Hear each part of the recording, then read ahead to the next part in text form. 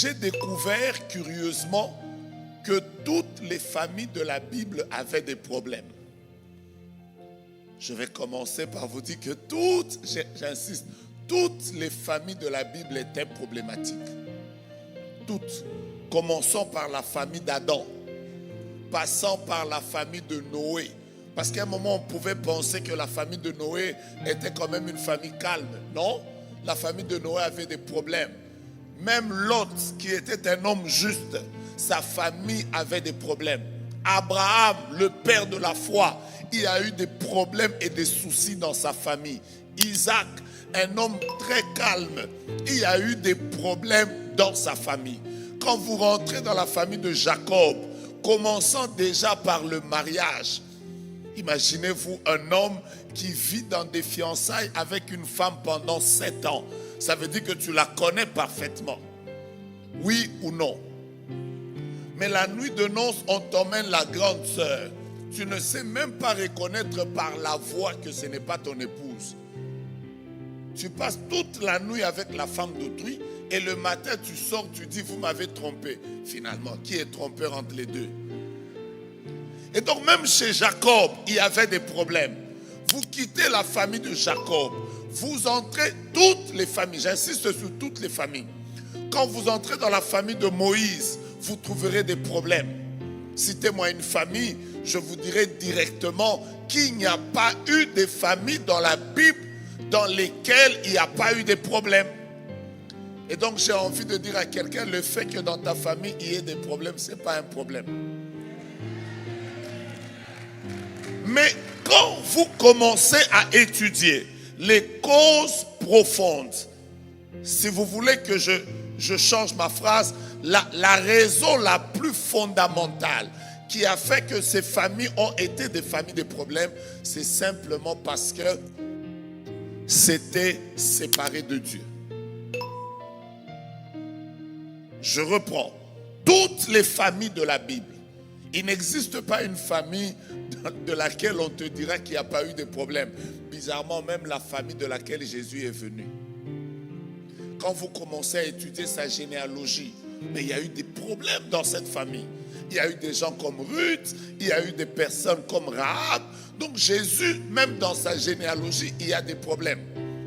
Mais tous les problèmes qu'il y a eu dans les familles ont un seul problème fondamental. C'est que ces familles se sont déconnectées de Dieu.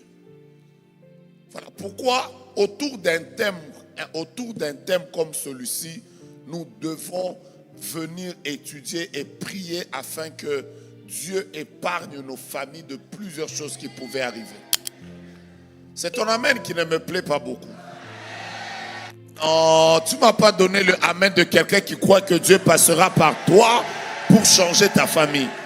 Et donc vous allez vous rendre compte que la cause fondamentale, c'est que les familles ont été déconnectées de Dieu.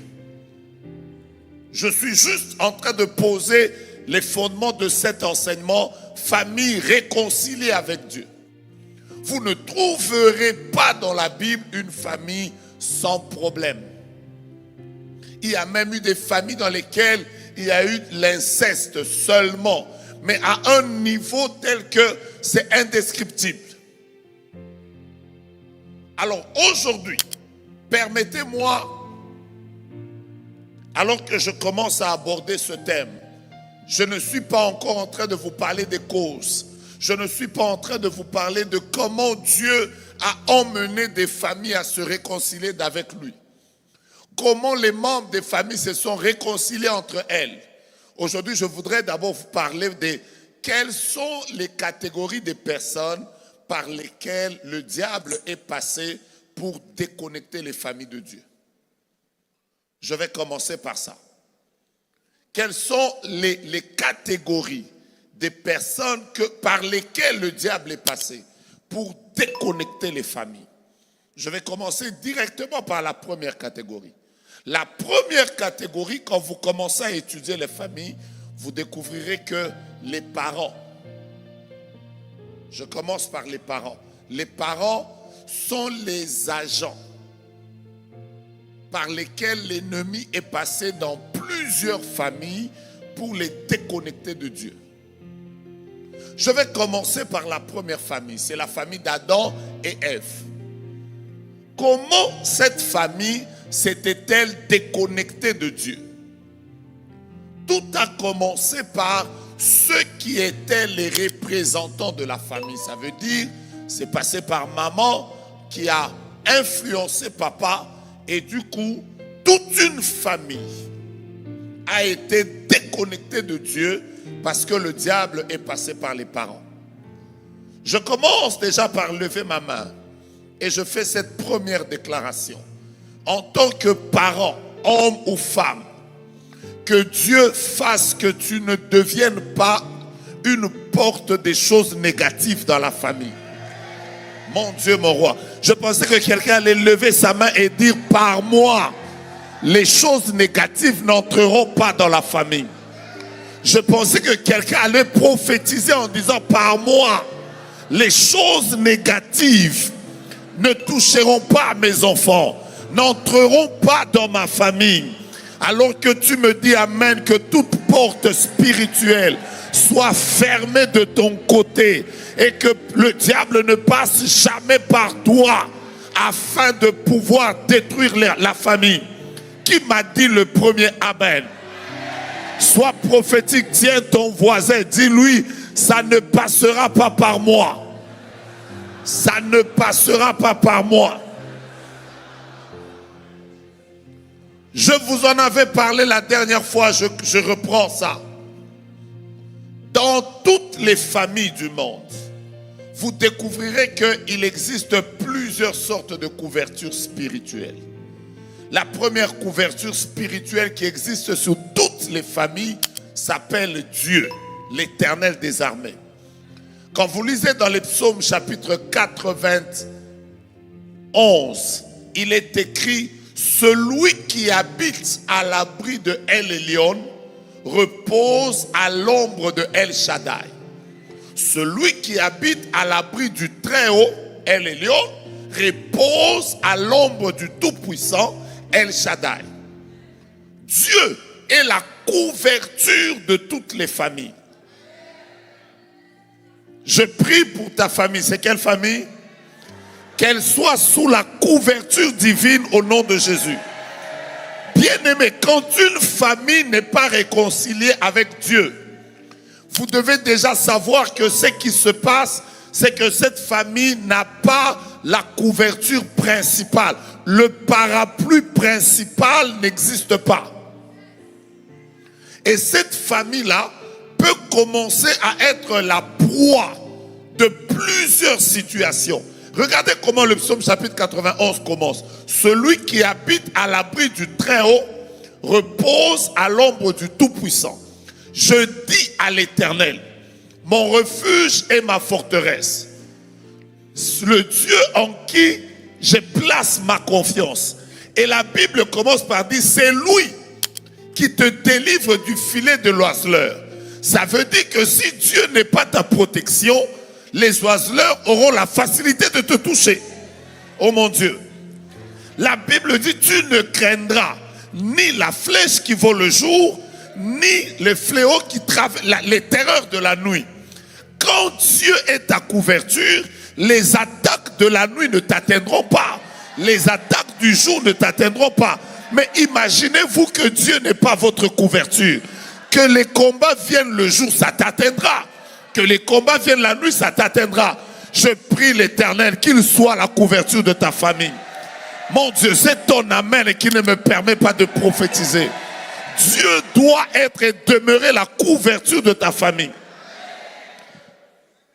Si vous voulez que je continue le psaume chapitre 91, il y a même une phrase qui me fait peur. C'est que la Bible dit que 1000 tombent à ton côté et 10 000 à ta droite. Tu ne seras pas atteint. Je savais que vous alliez dire amen.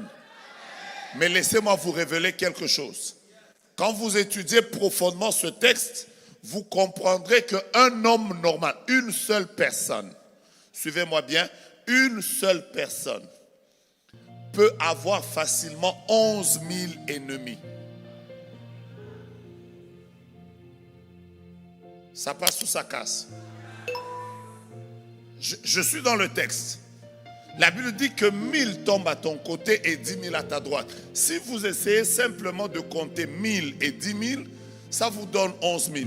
On n'a pas dit que 1000 tombent à vos côtés. On a dit que 1000 tombent à ton côté. Ça veut dire que tu es seul. Toi seul, tu peux facilement avoir 11 000 ennemis. Que dire de toute une famille?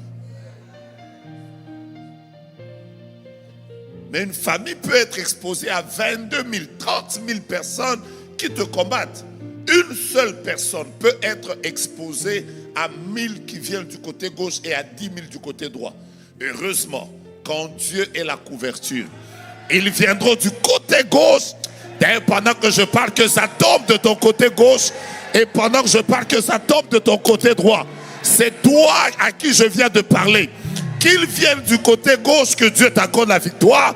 Qu'ils viennent du côté droit, que Dieu t'accorde la victoire. Aide-moi à taper ton voisin, lui dis, ah, Dieu est avec moi. Là. Toutes les 4 mamans qui sont juste devant moi, mettez-vous debout s'il vous plaît. Que Dieu vous bénisse. Qui est engagé dans les choses qui ont trait aux orphelins?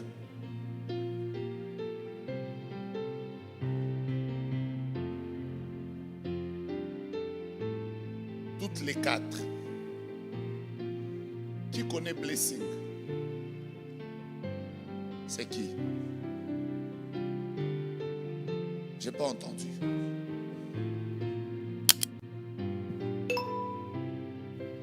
Je ne vous ai pas entendu. Reprenez. C'est une chantre aux États-Unis chez qui j'ai été. Je suis allée accoucher aux États-Unis. J'ai passé quelques jours chez elle. Chez Blessing. Oui. Ok. Et Jenny, c'est qui? Et Jenny, c'est qui? C'est ma tante. C'est votre tante? Oui. Ok. Vous savez que pendant que je suis en train de dire que 1000 tombent à ton côté et 10 000 à ta droite, le Seigneur est en train de me dire maintenant qu'il y a une victoire qu'il vous accorde parce que vous avez été connecté à ce programme aujourd'hui. Je vois de manière claire. Je vois un nom, mais je ne sais pas bien le prononcer. Je vois des noms qui terminent avec S, comme Éclès. Hein? Jules, mon mari s'appelle Jules, son prénom se termine par S. C'est qui? Mon époux. Comment il s'appelle? Madioko Kwadio Jules. Ça termine avec S. Oui. Jules termine avec S. Oui. Lui, je suis en train de voir que le monde de ténèbres était levé contre vous.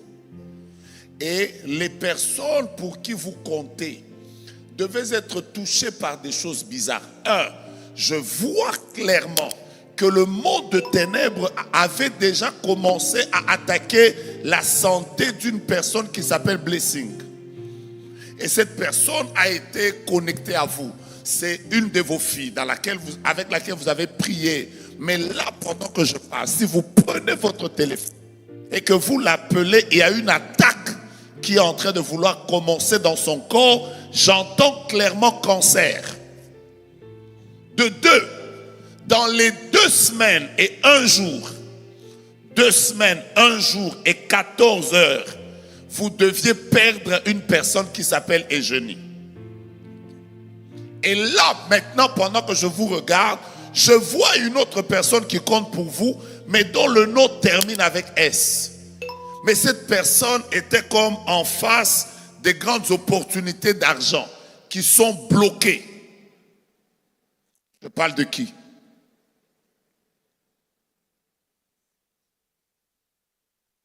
Maintenant, je vais vous parler.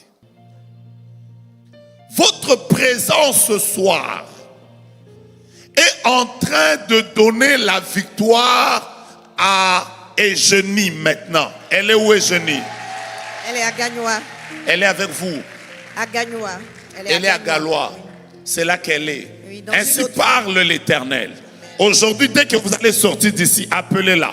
Déclarez dans sa vie que le Dieu de la 6 femmes vient de se lever et Dieu vient de l'arracher d'un combat.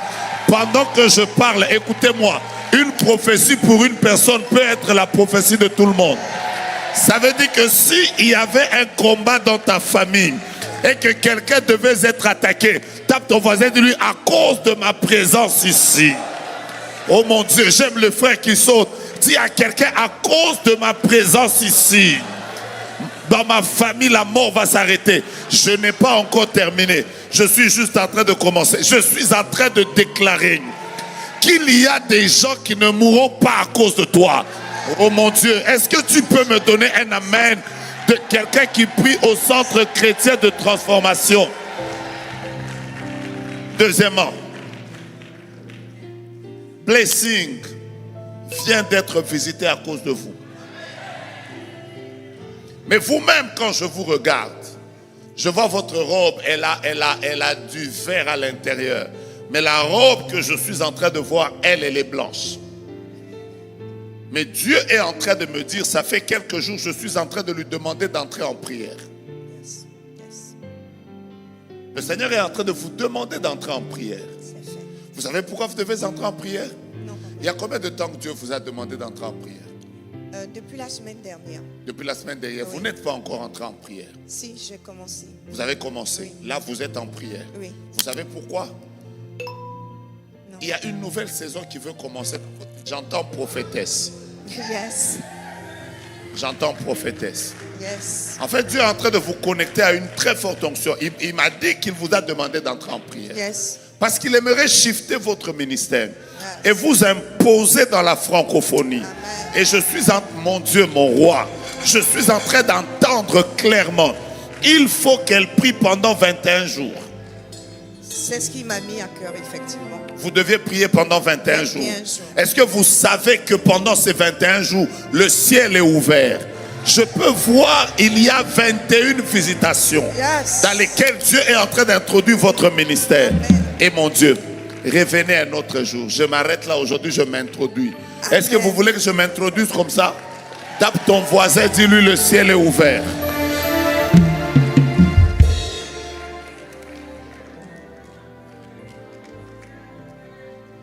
J'étais en train de dire que Dieu est la couverture. Qui est la première couverture? Ah donc, quand un homme ou une femme n'est pas réconcilié avec Dieu, sa famille n'a pas la couverture principale. Mais suivez-moi bien, au-delà de la couverture divine, les parents sont aussi des couvertures. Le père est la couverture de la femme et des enfants, et la femme est la couverture des enfants. Normalement, dans le langage biblique et sur le plan divin, l'homme devait être la couverture spirituelle de toute la maison. Malheureusement, aujourd'hui, vous trouvez les hommes qui préfèrent aller suivre Real de Madrid et Barcelone au lieu de jouer leur rôle de couverture spirituelle. C'est comme ça que vous trouvez dans nos églises beaucoup de femmes qui prient, mais les hommes ne prient pas. Eux, ils sont en train de chercher l'argent. Comme si avoir l'argent suffit simplement. Pourtant, dans le plan de Dieu, l'homme doit être le sacrificateur de la maison. Mon Dieu. Mais voici comment le diable attaque. La première famille a été attaquée par les parents. Les parents peuvent ouvrir la porte et éloigner toute une famille de Dieu. Il n'y a pas que les parents. Je suis d'abord en train de vous parler des parents. Quand vous étudiez le cas de David, David, je vous en parlerai en semaine, c'était un homme selon le cœur de Dieu. Il était un grand général. David était un bon chanteur. David était un bon psalmiste. David était un homme, le seul que Dieu a appelé l'homme selon son cœur. David, c'était un grand général qui a pu tuer Goliath, qui était capable d'affronter le lion, d'affronter l'ours. Donc depuis sa naissance, David était une personne extraordinaire. David était un oint de Dieu. Mais laissez-moi vous dire que David était un piètre parent. Quand vous commencez à étudier la vie de David, vous pouvez vous rendre compte que au-delà du fait que ce gars était un homme de Dieu, il était un piètre parent. Et donc je suis en train de dire que vous pouvez même être loin, mais sur le plan de la famille, vous échouez. Ouais. Je veux même dire que vous pouvez craindre Dieu et échouer sur le plan de la famille. Prophète, qu'est-ce que tu veux nous dire? Je suis en train de dire que dans 2 Rois, vous trouverez un homme qui était fils de prophète. Il avait l'onction prophétique sur lui. Sa femme elle-même témoigne que mon mari craignait Dieu. Vous savez, quand une femme témoigne de toi que mon mari craint Dieu, c'est qu'elle a raison. Parce que les seules personnes qui nous connaissent bien, ce sont celles qui vivent avec nous. Ah ça, vous savez, non? Imaginez-vous que je sois en train de donner un témoignage, après ma femme fait... C'est que c'est faux. J'ai toujours raconté l'histoire d'un pasteur qui était en train de prêcher Dieu de la chair. Il parlait sur la réconciliation. Il disait, vous savez, dans un couple, vous devez avoir la communication. Il existe plusieurs types de communication. La communication verbale, la communication gestuelle. Pendant qu'il parlait, on a vu seulement sa femme sortir. Sa femme est sortie, pop. Après, les protocoles ont cherché à l'encadrer. Elle a dit, laissez-moi. Elle est entrée dans le véhicule. Comme la maison du pasteur n'était pas loin de l'église, la maman pasteur est allée vite à l'église avec la voiture à la maison. Après, pouf, elle revient. Quand elle revient, le pasteur était dans la communication. Il était en train de parler, vous savez, vous pouvez communiquer par le regard. Parfois, en tant que couple, il suffit de vous regarder dans les yeux et vous pouvez transmettre un message. On a vu seulement maman pasteur venir avec sa mousse, son matelas. Elle a mis ça là. Après, elle a mis quelques casseroles. Après, elle a pris les vestes de l'homme de Dieu, elle a mis là. Et ses chaussures. Maintenant, tout le monde dit, maman pasteur, mais c'est quoi que tu fais? Après, elle a dit, j'ai l'impression que cet homme, il est bon à vivre. Je crois que c'est bien de vivre avec lui à la chair. Je préfère que nous ayons notre maison à la chair. Parce qu'à la chair, il maîtrise bien les choses. À la maison, oh, ce qu'il dit là, il ne fait pas.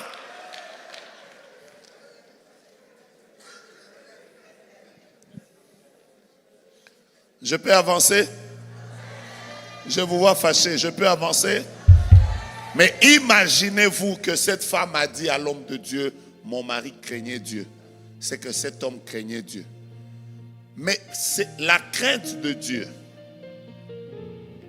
et le fait qu'il avait l'onction ne l'a pas empêché d'avoir des dettes qui ont conduit ses 2 enfants chez le créancier qui devait les prendre comme des esclaves. Donc quand le diable veut détruire une famille, il passe d'abord par les parents. Que Dieu nous donne des parents. Nous tous, il nous est arrivé de faire des entretiens des familles pour chercher à les réconcilier avec Dieu. Il y a des familles dans lesquelles les gens ne pardonnent pas leurs parents. Il y a quelques années en arrière, je parlais avec une fille qui était prostituée. Elle était prostituée. Quand j'ai commencé à parler avec elle, un jour elle m'a avoué. Elle m'a dit, j'ai une haine. Si on me voit faire la prostitution, c'est parce que j'ai déjà décidé de détruire tous les hommes de la terre. Et elle m'a dit, j'ai le sida. Et moi, tel que je suis là, j'ai décidé de quand un homme m'appelle seulement, il me dit, tu es belle. Je lui dis, ok, on peut sortir ensemble. Parce que moi, j'ai décidé de donner le sida aux gens. Et quand j'ai commencé à lui parler, j'ai découvert que cet enfant, quand elle avait 13 ans, la première personne qui l'a violée, c'était son père. Et de ce viol, elle a perdu sa virginité. après qu'elle ait perdu sa virginité, les choses sont tombées telles qu'elle est tombée enceinte. Et donc, elle a vécu la première expérience sexuelle avec un papa qui a détruit carrément sa vie. De cette première expérience est venue la deuxième expérience, mais qui était en réalité la première expérience de grossesse à 13 ans. Et sa maman qui voulait cacher la honte l'a emmenée à avorter. Ce qui veut dire que en une même période, elle a vécu le viol, elle a perdu sa virginité, elle est tombée enceinte et on a évacué l'enfant. Et comme toutes les femmes, sa maman lui a dit « N'en parle jamais, ça concerne la famille. » Et vous voyez comment cette fille a été déconnectée de Dieu, mais par les parents. Il y a eu des parents très méchants qui ont conduit les familles à vivre des choses qui les ont amenées loin de Dieu. Il y a des parents qui ont poussé les gens à toucher aux fétiches. Que Dieu nous donne d'être les merveilleux parents pour nos enfants.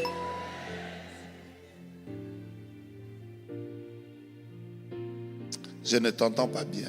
Je dis que Dieu nous donne d'être des parents qui aideront nos enfants à ne jamais tomber dans les griffes de l'ennemi. Je veux que quelqu'un en ligne dise Amen. Ça ne passera pas par moi. Le diable ne détruira pas ma progéniture par moi. Mais la deuxième catégorie de personnes, quand vous commencez à étudier la Bible, parce que je voudrais vous conduire dans un temps de prière, aujourd'hui je m'introduis. La deuxième catégorie de personnes dans la parole de Dieu qui ont été sérieusement attaquées, ce sont les aînés.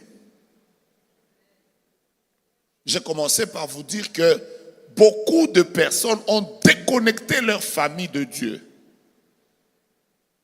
Parce que nous voulons que nos familles se réconcilient de Dieu.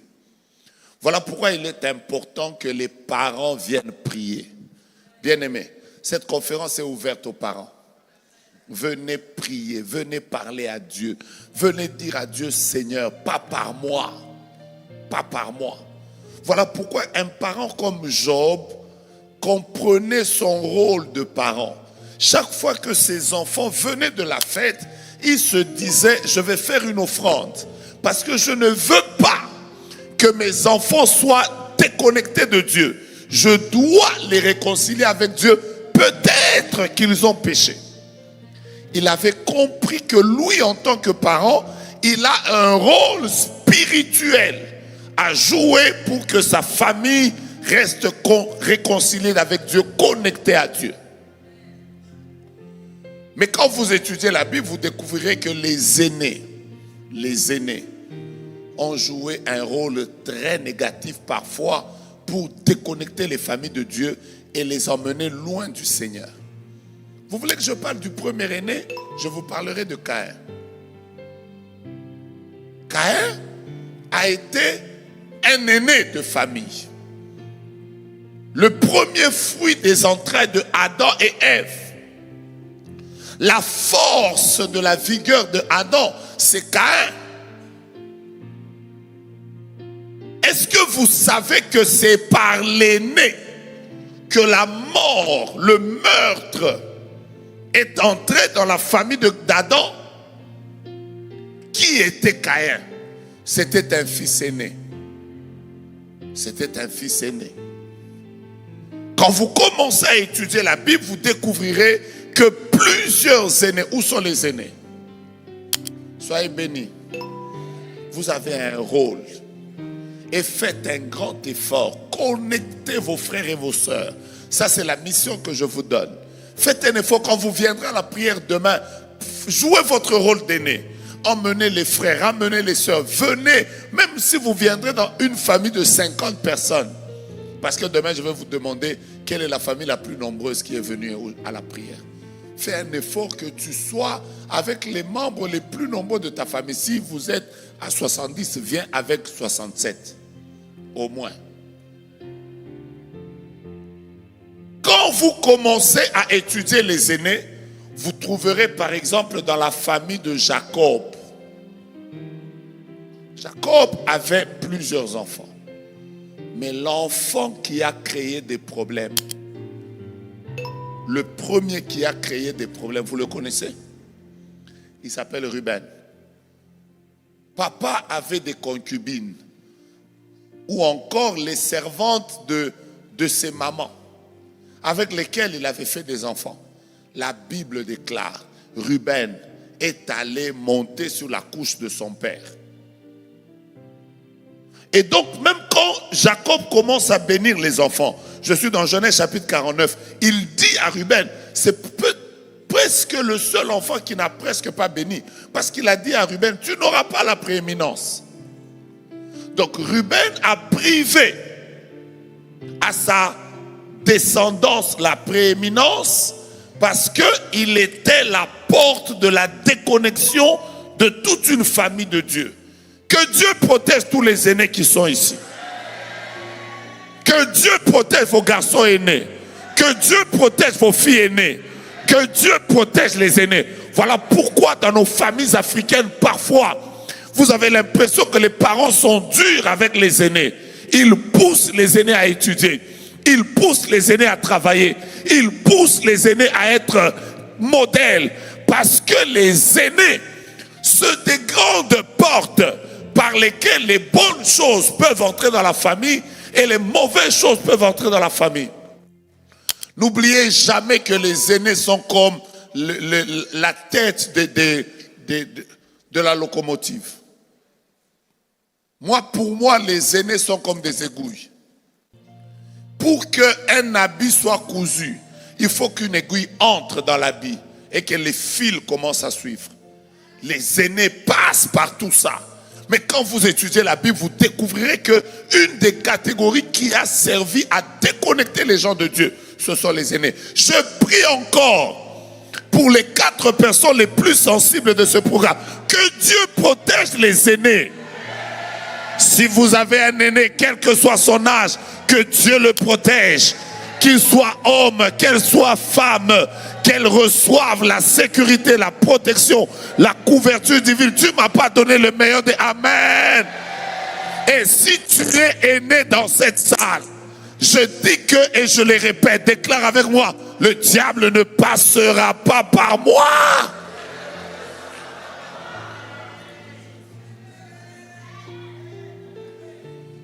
Vous voulez que je vous reparle encore des aînés? La dernière fois que j'étais ici, j'étais en train de vous dire que quand on parle des aînés, il faut qu'on mette à l'esprit qu'il existe 5 sortes d'aînés. Il en existe 5. Il existe 5 sortes d'aînés.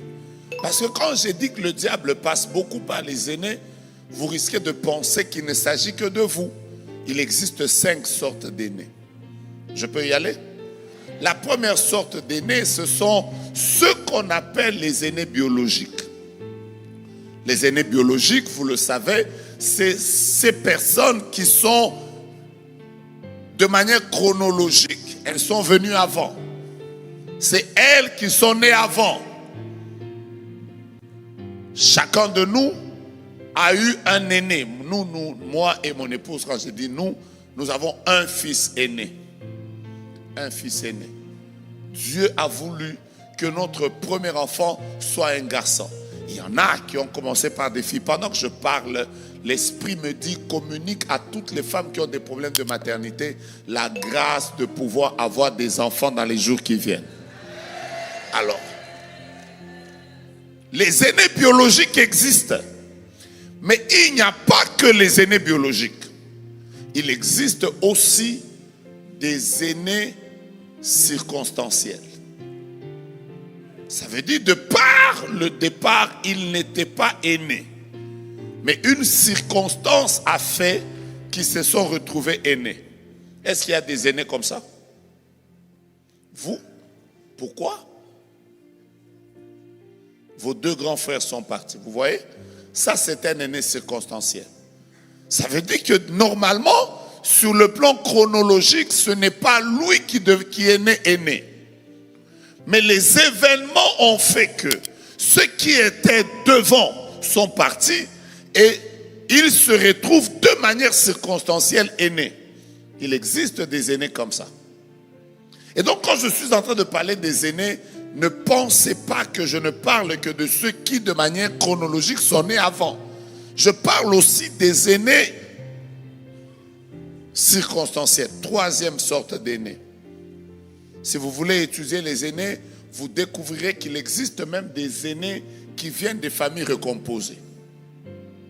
Vous voyez? Il existe des aînés comme ça. D'ailleurs, vous trouverez que, surtout pour les familles où, par exemple, maman avait des enfants, papa en avait, après par concours de circonstances, ils se mettent ensemble.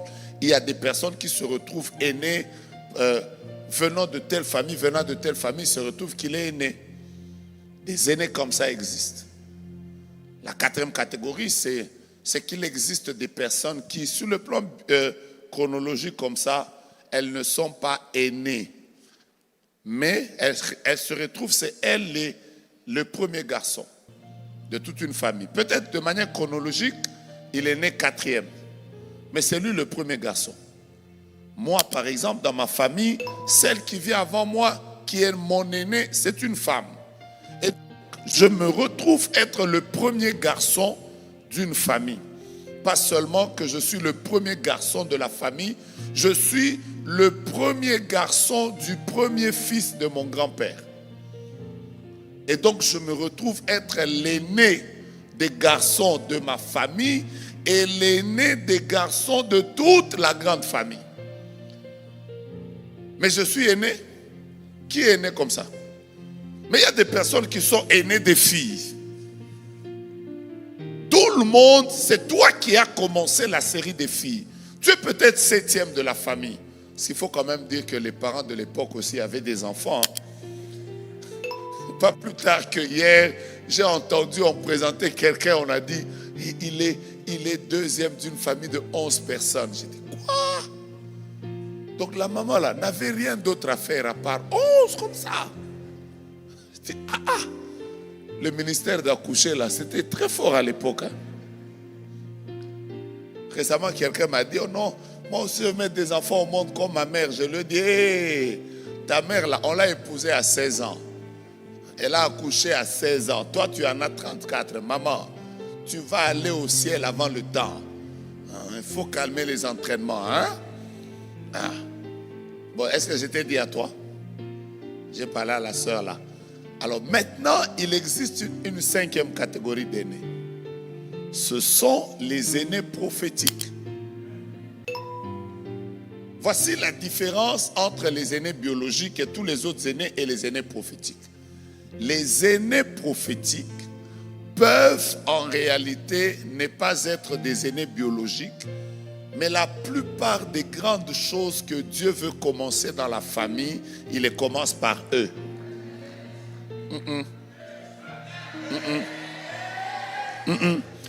Les aînés prophétiques sont parfois les premières à se convertir.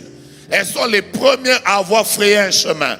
Elles ont été les premières à voyager. Elles ont été les premières à terminer l'université. Elles ont été les premières à ouvrir le chemin. Elles ont été les premières à se marier. Ça veut dire, en réalité, je ne suis pas aîné. Je suis peut-être cadette, mais sur le plan prophétique, quand Dieu veut commencer la délivrance de ma famille, il a tendance à commencer par moi. Qui est aîné prophétique ici? Oh, mais je voulais déjà vous bénir, mais vous n'êtes pas prêts, vous n'êtes pas prêts, vous n'êtes pas prêts. Écoutez-moi bien. Quand vous étudiez le cas de Joseph dans la Bible, vous découvrirez que Joseph, en réalité, sur le plan biologique, il n'est que le 11e de la famille de Jacob. Mais sur le plan prophétique, Joseph était l'aîné. Parce que quand il voyait des visions, il voyait 11 étoiles, mais qui se prosternaient devant lui. Il voyait les autres venir avec des gerbes, mais toutes les gerbes de ses frères se prosternaient, oh mon Dieu, se prosternaient devant lui. D'ailleurs, c'est lui qui a ouvert la porte de l'Égypte. C'est lui qui a aidé toute la famille. Jacob n'avait jamais rencontré un roi comme Pharaon. C'est lui qui leur a ouvert la porte. C'est lui qui leur a permis de vivre à Goshen, de vivre dans la paix. Il n'était pas l'aîné. Je suis en train de déclarer, ça, tu ne seras pas l'aîné. Mais je vois que les grandes choses qui commenceront dans ta famille passeront par toi. Oh mon Dieu, si j'étais toi, j'allais taper mon voisin et lui dire, ça commencera par moi. Je suis en train de parler à des personnes qui sont dans cette salle. Je suis en train de voir les miracles, la guérison, la délivrance, la réconciliation de la famille commencera par toi. Mais donne-moi un amen des nerfs. De ce côté, donnez-moi un amen des nerfs. Mais de ce côté, vous ne m'avez pas donné un amen des nerfs. Est-ce qu'il y a un aîné de ce côté? Donnez-moi un amen des nerfs. Regarde ton voisin, dis-lui, voisine, je suis un aîné prophétique. D'ailleurs, laissez-moi vous dire qu'en réalité, quand vous étudiez la Bible, Joseph devait être l'aîné de la famille de Jacob. C'est parce que le diable avait volé cette position. C'est comme ça qu'il s'est retrouvé 11e. Mais gloire soit rendue à Dieu. Parce qu'à la fin de l'histoire, Dieu lui a redonné la place d'aîné. Je sais que vous voulez me lapider, mais laissez-moi vous expliquer. En réalité, si Jacob avait épousé Rachel, Joseph serait l'aîné. Mais le diable a manigancé les choses pour que Joseph se retrouve 11e, alors que celui qui devait être premier. Je prie et je prophétise que toute position spirituelle qu'on t'avait volée avant la fin de 6 femmes 2025, que Dieu te retourne à cette position-là. Mon Dieu, j'aime le amen de ce frère. Il me donne un amen puissant. Je disais que toute position dans laquelle tu étais, si tu devais être le plus riche de la famille, on t'a volé cette position. Si tu devais être la plus influente de la famille, mais cette position t'a été volée, je déclare aujourd'hui que par la puissance du Saint-Esprit, par le Dieu que sert maman Jeanne Monnet, Dieu est en train de te retourner dans ta position initiale. Quelqu'un m'a donné un amen d'aîné.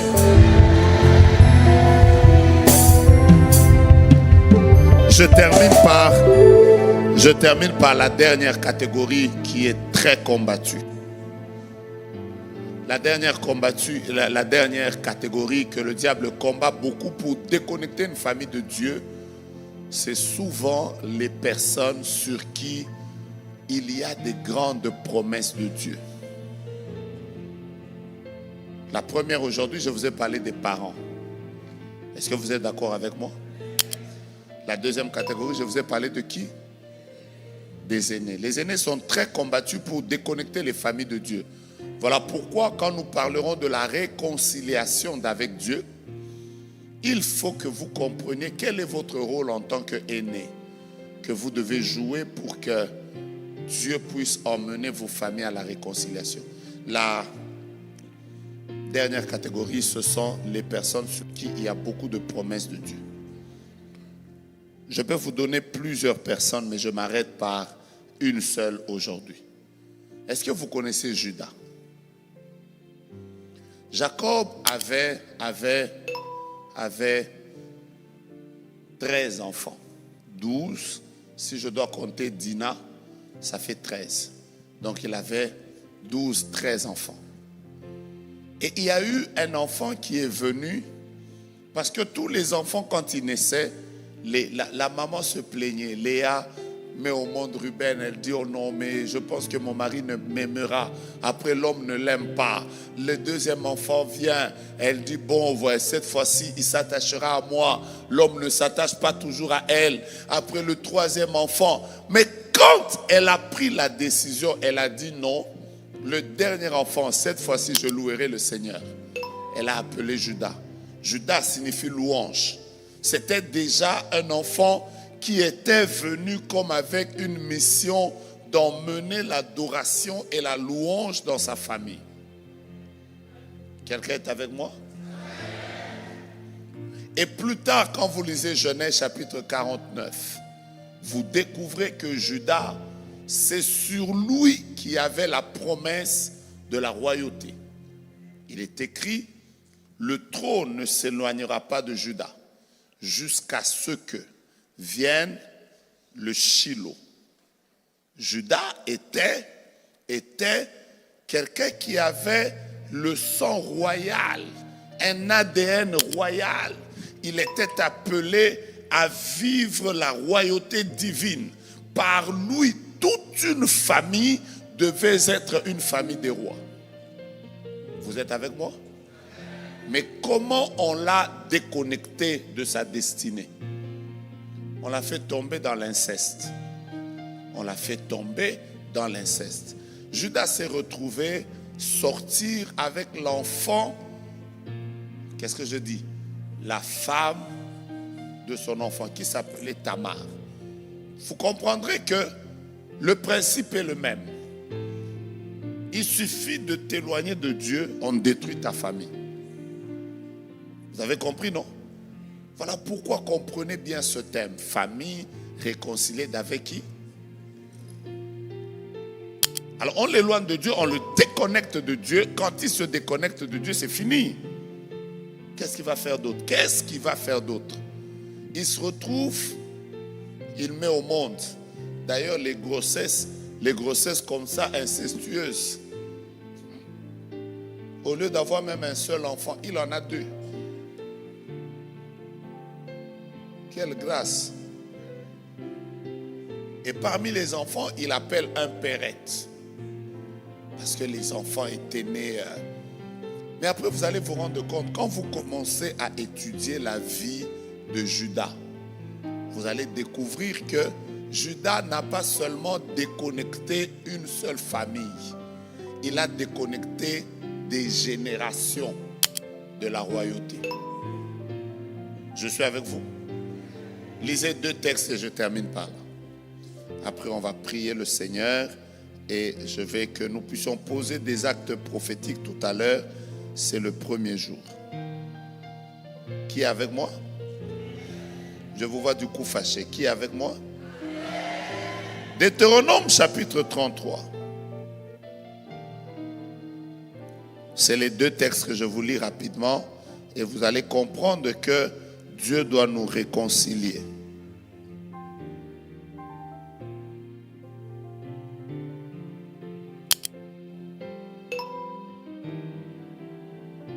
Deutéronome chapitre 33. Vous y êtes? Nous y sommes. Non, plutôt, excusez-moi. Deutéronome chapitre 23. Et j'aimerais qu'on lise simplement le verset 2. J'aime votre belle voix. C'est une voix de quelqu'un qui vient d'une famille bénie. Amen. Tu es le quantième de la famille? Le deuxième de la famille. Garçon, le premier garçon? Non, le premier garçon. Le premier garçon. Est-ce que tu sais que c'est toi qui pries beaucoup dans la famille? Non, on a le micro pour qu'on parle. Je suis déjà en train de te prophétiser. Amen. Et que tu as beaucoup prié pour la victoire de ta famille. Amen. Pourquoi pendant que je te regarde, je suis en train de voir comme une alliance, mais qui est en train de tourner autour de toi? Dans ta famille élargie, il y a eu beaucoup de combats de mariage? Oui, oui. Combien de personnes se sont mariées? Je n'ai pas trop les détails. Mais... Est-ce que tu sais que pendant que tu es en train de lire, tu es en train de connecter ta famille à la délivrance maintenant?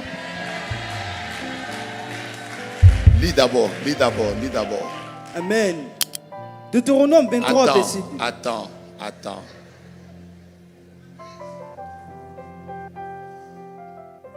Quand tu dis Amen, j'entends grâce. Tu connais grâce? Oui, oui. C'est qui? C'est une amie qui s'appelle Grâce. Elle est où? Bon, elle est dans la même université que moi. Est-ce que tu peux me l'amener demain? Tu t'attends encore. D'accord. Va lui dire qu'il y a un prophète qui t'a vu à côté de moi, qui a même vu quand je te parlais du Seigneur. Oh Maïrachike. Lis seulement. Amen. celui qui est issu. Arrête-toi d'abord. Qu'est-ce qui est arrivé à ton père? Qu'est-ce qui est arrivé à ton père? Il est tombé malade, mais Dieu l'a restauré, a restauré sa santé. Est-ce que tu sais qu'il veut encore tomber malade? Non. Et que pendant que tu es en train de lire, tu es en train de libérer la guérison dans son corps. Tu peux lire. Deutéronome chapitre 23. Deutéronome chapitre 23, verset 1. Arrête-toi d'abord.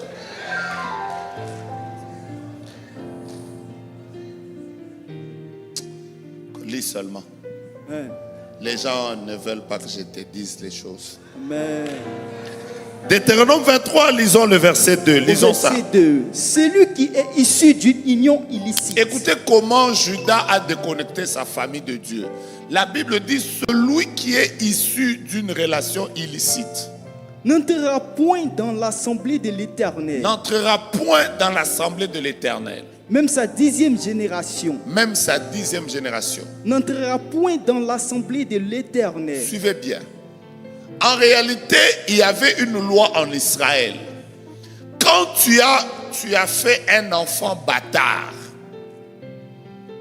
cet enfant-là n'a pas le droit d'entrer dans l'assemblée de l'Éternel. Il ne peut pas devenir sacrificateur, il ne peut pas devenir roi. Pas seulement lui, mais la Bible dit jusqu'à la 10e génération.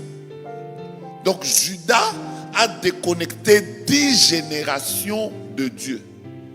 J'ai envie de dire à quelqu'un, parfois tu pêches seul, ça te fait du bien seul.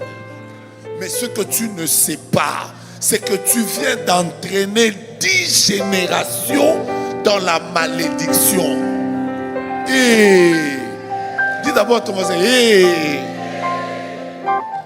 le péché est bon, le péché est sucré. Je sais qu'on va couper cette partie pour mettre sur TikTok.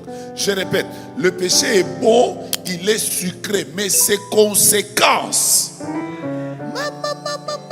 tu peux te retrouver dans des problèmes. Le péché ici, tu peux. Vous savez, quand quelqu'un est en train de poser un acte prophétique, il faut la laisser. Alors, le péché est comme ça.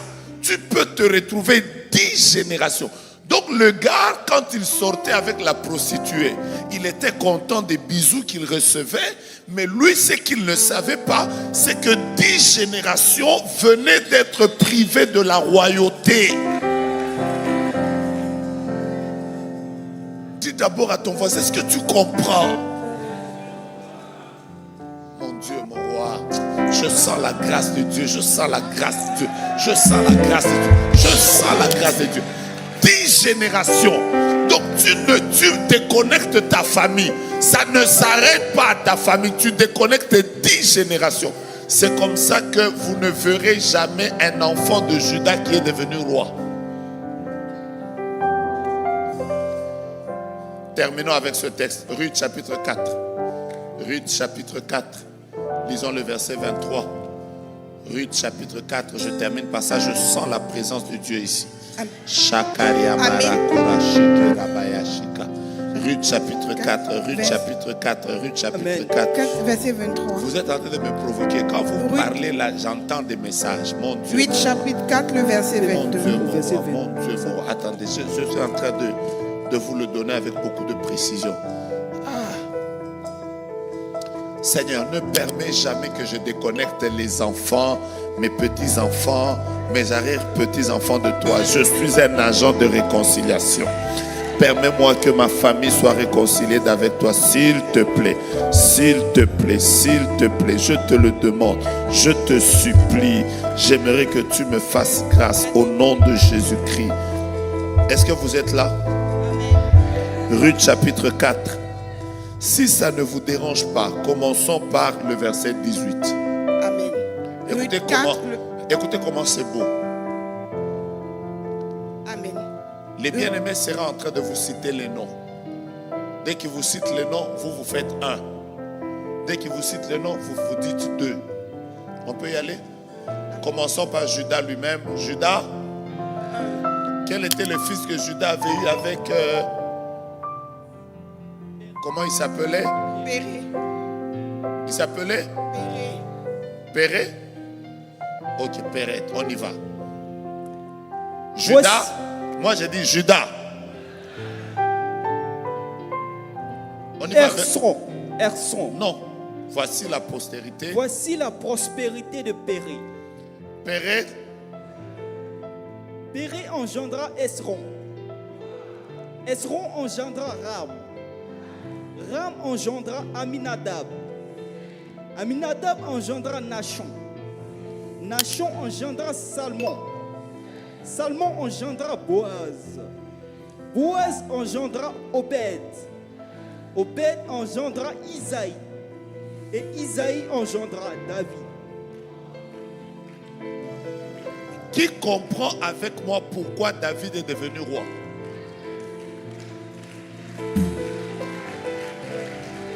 Vous m'avez pas compris. Qui comprend avec moi pourquoi David est fils de Judas, mais lui est devenu roi?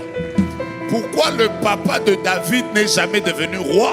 Pourquoi le grand-père de David n'est jamais devenu roi? Parce qu'à partir de Judas, il fallait compter 10 générations qui étaient dans la malédiction. On a compté Pérez, on a compté Esron, on a compté Salmon, on a compté.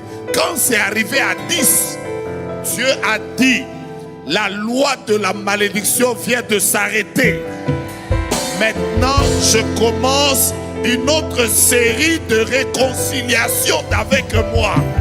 C'est comme ça que David est le 11e et la 11e génération après Judas. Ça veut dire que l'onction royale, la promesse que Dieu avait faite à Judas est tombée sur David.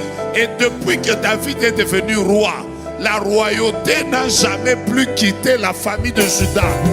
De sorte que même celui qu'on appelle le roi des rois, Bartimée l'a appelé. Je n'entends pas pourquoi on l'a appelé fils de David. Je suis venu dire à quelqu'un, là où ton père s'est arrêté, là où ta mère s'est arrêtée, Dieu t'a appelé à te réconcilier avec toi. Mon Dieu, je pensais que quelqu'un est venu à la CIFAM. Je pensais que quelqu'un est venu à la CIFAM.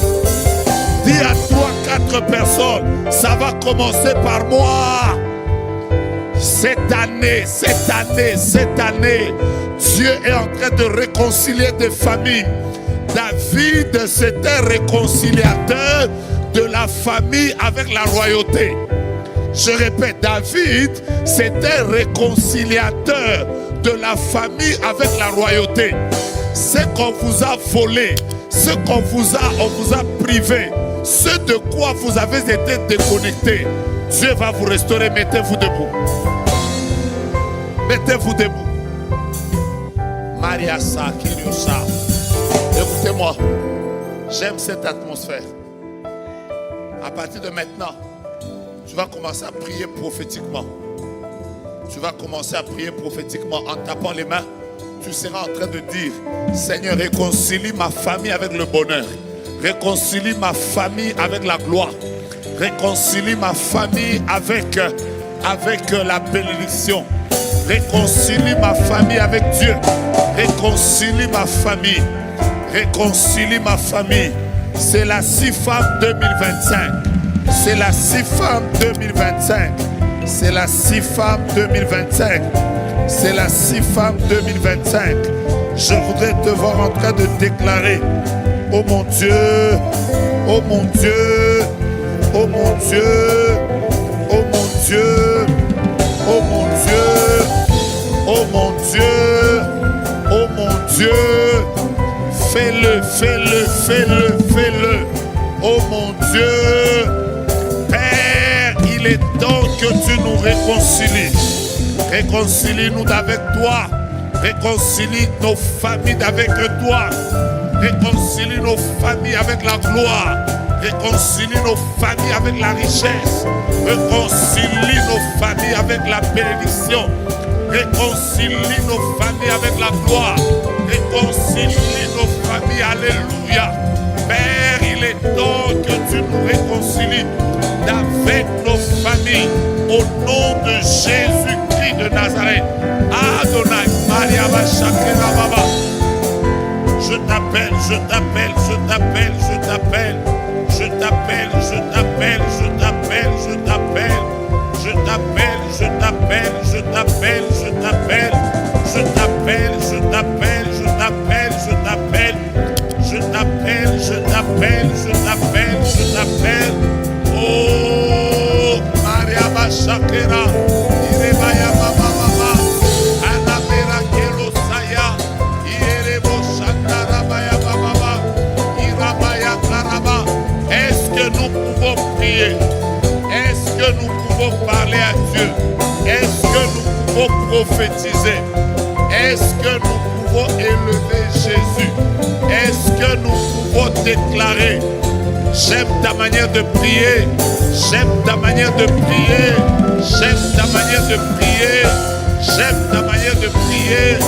Tu es en train de bouger les choses et le ciel est ouvert. Le ciel est ouvert, le ciel est ouvert.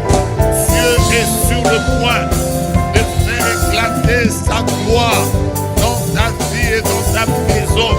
Au nom de Jésus, au nom de Jésus, que Dieu te réconcilie avec lui, que Dieu te réconcilie ta famille, réconcilie ton père, ta mère, que Dieu fasse un travail profond.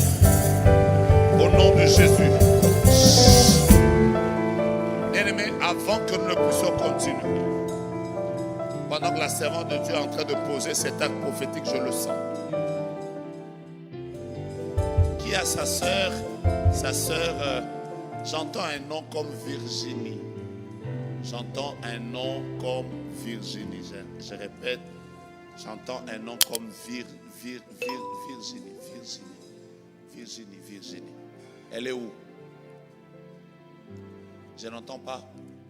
C'est qui? Elle est où? Elle a Dimokro.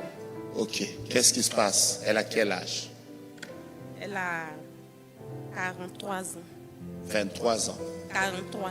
43 ans. Est-ce que vous savez que pendant que nous sommes en train de prier, comment vous l'appelez? Ma sœur noire, Virginie. C'est votre soeur. Ça fait longtemps que vous vous êtes vus. Ça fait longtemps que vous vous êtes vus. Pas trop longtemps parce Ça que fait j'étais combien de là-bas temps? récemment. J'ai pas entendu. J'étais là-bas récemment. Je suis arrivée depuis le mois de mars. Depuis le mois de mars. Donc vous vous êtes vus autour du mois de mars. Ok. Est-ce que vous savez que le monde de ténèbres avait un plan d'accident? Et cet accident devait se faire ce week-end. Et que, à cause du fait que vous avez dit au Seigneur, souviens-toi de ma famille, je vois que vous deviez être en train de regretter une personne du nom de Virginie. Mais votre présence ici, je ne sais pas pourquoi, je suis en train de sentir qu'il y a des gens, le sacrifice qu'ils ont fait de venir jusqu'ici est en train de déclencher comme des victoires dans les familles. Donc on aura un temps de grands services prophétiques. Tiens, ton voisin d'une voisin, ça ne se passe pas que dans leur famille, ça se passe aussi dans ma famille. Oh mon Dieu, mon roi, mon Dieu, mon roi. Donnez-moi sa photo, elle est où? Je vois sa photo. Je vois sa photo. Je vois sa photo. Elle a plusieurs noms, mais j'entends Virginie, j'entends Virginie. Vous m'avez déjà vu? Vous m'avez déjà vu? Ici? On a déjà parlé? Non, non. En songe? En vision? Non, non. TikTok? Non. WhatsApp? Imo? Non, non. Viber? Snapchat? Non, non, pas ça. Facebook? Twitter? Non. Est-ce que tu sais qu'en me regardant d'abord comme ça, il y a une douleur à ce niveau ici? C'est quoi? Bon, elle a fait une échographie. On dit qu'elle a une endométriose, un problème au niveau de son appareil génital. Est-ce que vous savez que là, pendant que je vous regarde, je viens de voir un ange qui descend comme avec des bistouris. Et qui est d'abord en train de régler un problème là. Tu ne passeras pas par une opération chirurgicale, Parce que le Dieu des esprits des prophètes vient de faire descendre son ange maintenant et il est en train de... Oh, je pensais qu'ici on allait célébrer la victoire de Dieu. Il y a une opération qui vient de se faire maintenant. Il y a une opération qui vient de se faire maintenant. Il y a une opération qui vient de se faire maintenant. Pendant que je parle, je déclare que tout corps qui était malade et qui était en ces lieux, la victoire est là. Tu n'as pas piétiné cette salle pour rien. Tu n'as pas bravé les bouchons pour rien. Ici, il y a Dieu. Dis avec moi, Dieu est ici. Déclare encore par le nom de Jésus. Je t'ai pas entendu par le nom de Jésus. Je t'ai pas entendu par le nom de Jésus. Moi, en tant qu'aîné prophétique, dans cette CIFAM 2025, je déclare, ma famille sera relevée, réconciliée avec Dieu. Je prie pour mes frères et mes sœurs. Je prophétise une nouvelle saison que Dieu va emmener au travers de mes prières dans ma famille. À partir de ce soir, je m'engage à parler à Dieu aujourd'hui, demain, vendredi, dans notre veillée, jusqu'à ce que la gloire de l'Éternel se lève sur ma famille. Je prie pour mes frères, mes sœurs, tous les membres de ma famille. Je déclare comme prophète, soyez réconciliés avec Dieu. Je déclare, famille Mouinzé, cite le nom de ta famille, famille Mouinzé, soyez réconciliés avec Dieu. CIFAM 2025, c'est la saison de ma famille. Je le crois, je le déclare et je le verrai s'accomplir. Que par mon offrande, le Seigneur ouvre le ciel et me fasse du bien. Comme couverture spirituelle, je déclare que l'Éternel est mon berger. Ma famille ne manquera de rien. Je déclare que ma famille demeure à l'abri de El Elyon et sous l'ombre de El Shaddai. Bénis ta famille en acclamant très fort.